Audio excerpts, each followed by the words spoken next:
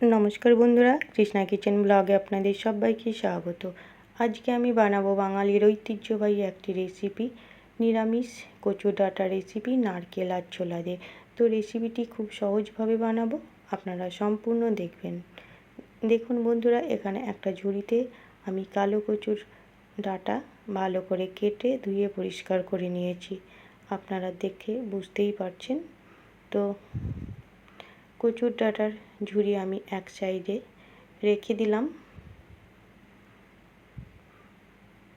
আর অন্য দুটো বাটিতে আমি নিয়েছি। দেখুন, একটা বাটিতে ভেজানো ছোলা আর একটা বাটিতে কোরানো নারকেল।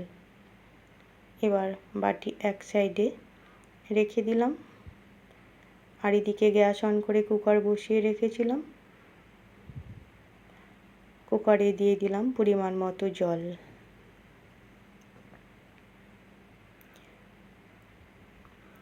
এবার এই জলের মধ্যে বা কুকারের মধ্যে দিয়ে দিচ্ছি কেটে রাখা কচুর ডাঁটা। এখানে বন্ধুরা আপনারা দেখতেই পেয়েছেন অনেকটাই কচুর ডাঁটা কাটা হয়েছে। তো প্রথমে যতটা ধরবে কুকারে ডাঁটা ততটা আগে আমি দেব, দিয়ে 2 মিনিট মতো ঢাকা দিয়ে রাখবো। দেখুন, আমি এখানে মুখ ভর্তি করে কচুর ডাঁটাগুলো দিয়ে দিলাম, এবার ঢাকা দিয়ে দিলাম। এবার 2 মিনিট পর ফিরে আসলাম। দেখুন, কচুর ডাঁটাগুলো অনেকটাই কমে গেছে। এবার বাকি ডাঁটাগুলো আমি দিয়ে দিচ্ছি।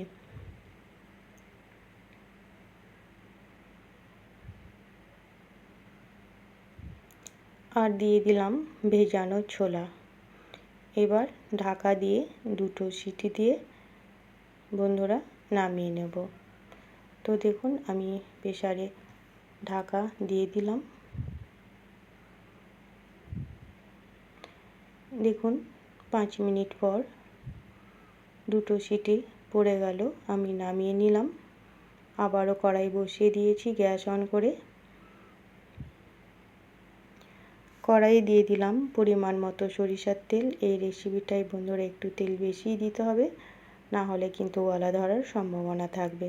তো ওই তেলেই দিয়ে দিলাম 2টো তেজপাতা, 2টো শুকনো লঙ্কা, 4টে এলাচ। এলাচের মুখগুলো ফাটিয়ে দিয়েছি, 5 টুকরো দারচিনি আর হাফ চামচ গোটা জিরে। এবার ফোড়নের তেল ভালো করে গরম করে নিতে হবে।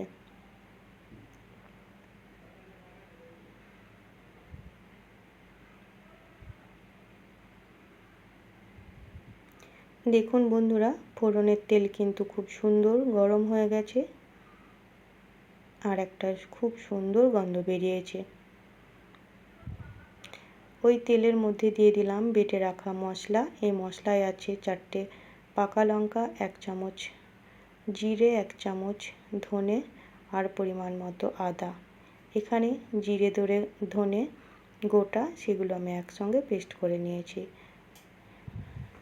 মিক্সি জারে সামান্য জল দিয়ে সেটাও দিয়ে দিলাম, আর দিয়ে দিলাম 1 চামচ হলুদ। এবার একসঙ্গে ভালো করে মশলা একটু কষিয়ে নেব।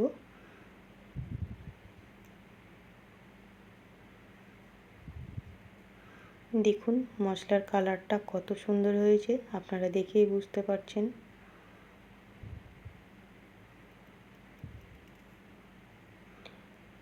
দু মিনিট কষানোর পর দিয়ে দিচ্ছি কোরানো নারকেল। এখানে 4 চামচ আমি কোরানো নারকেল দিলাম। আবারও 2 মিনিট আমি নেড়ে নেব।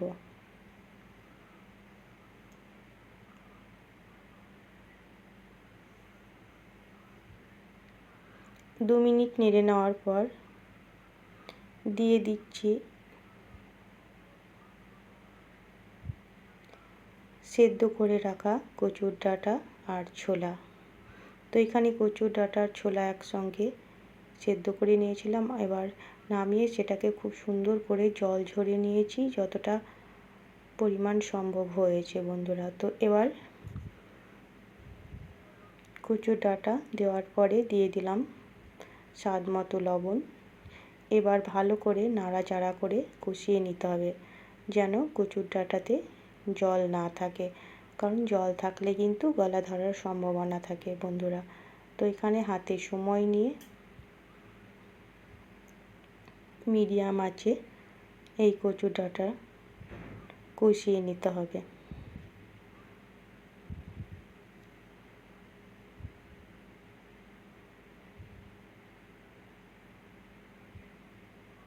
দেখুন আমি ভালো করে নাড়াচাড়া করে দিলাম। কিছুক্ষণ পর ফিরে আসছি। দেখুন 3 মিনিট পর ফিরে আসলাম। তো কচুর ডাঁটা অনেকটাই কমে গেছে, জলটা এখন বেশ অনেকটাই কমে গেছে। আরও আমি 3 মিনিট পর দেখুন ফিরে আসলাম। দেখে বুঝতেই পারছেন এখন কিন্তু জল খুবই কম, নেই বললেই চলে।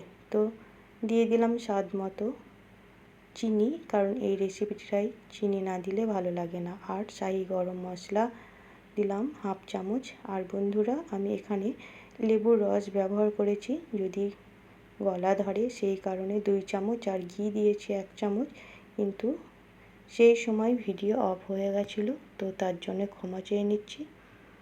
দেখুন আরও 2 মিনিট নাড়াচাড়া করে আমি নামিয়ে নিয়ে অন্য পাত্রে সার্ভ করে দিচ্ছি। তাহলে আমার চ্যানেলে নতুন বন্ধু হয়ে থাকলে চ্যানেলটিকে সাবস্ক্রাইব করে পাশে থাকবেন, আর পাশে থাকা বেল আইকনটি অবশ্যই ক্লিক করবেন। তাহলে সম্পূর্ণ ভিডিওটি দেখার জন্য অসংখ্য ধন্যবাদ বন্ধুরা।